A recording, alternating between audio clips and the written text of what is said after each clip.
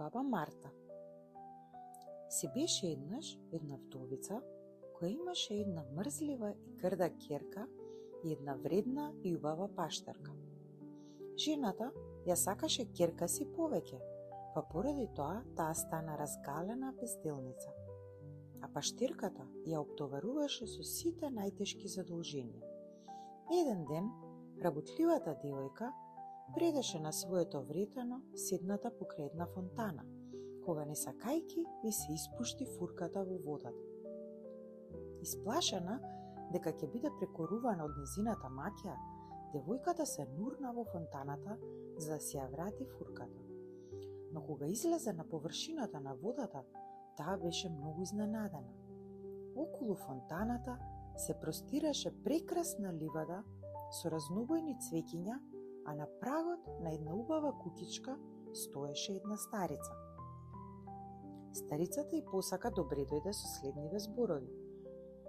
Девојко мила, јас сум баба Марта и да се договориме вака. Помагај ми со домашните работи и остани колку што ти душа сака. На девојката многу и се допаѓаше местото, а исто така и си беше навикната да работи вредно, па со задоволство ја прифати понудата. Потоа баба Марта додаде.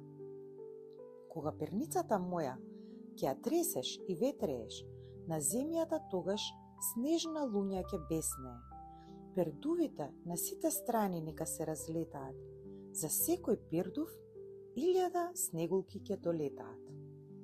По некое време на девојката почна да ја недостига нејзиниот свет, па ја заболи баба Марта да ја дозволи да се врати дома.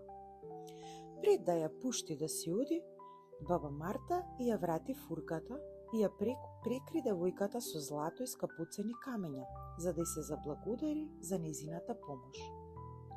Потоа, девојката се нурна во фонтаната и изнурка во нејзиниот стар свет, каде што нејзината маќа и присестра ја пречекаа со расширени раце, поради богатството што го носеше со себе.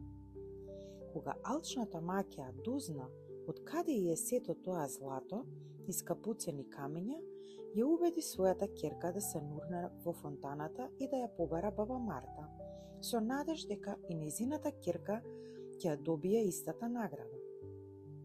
И така, ќерка истигна до волшебниот свет на баба Марта и почна да ја служи.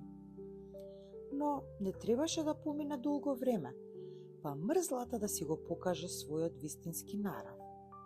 Баба Марта ја напади, а како награда ја прикри со кал, наместо со злато и скапуцени камења.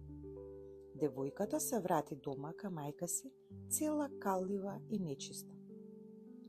Колку и да се обидуваше да се исчисти, нечистотијата едноставно не се миеше и остана на неа до крајот на нејзиниот живот.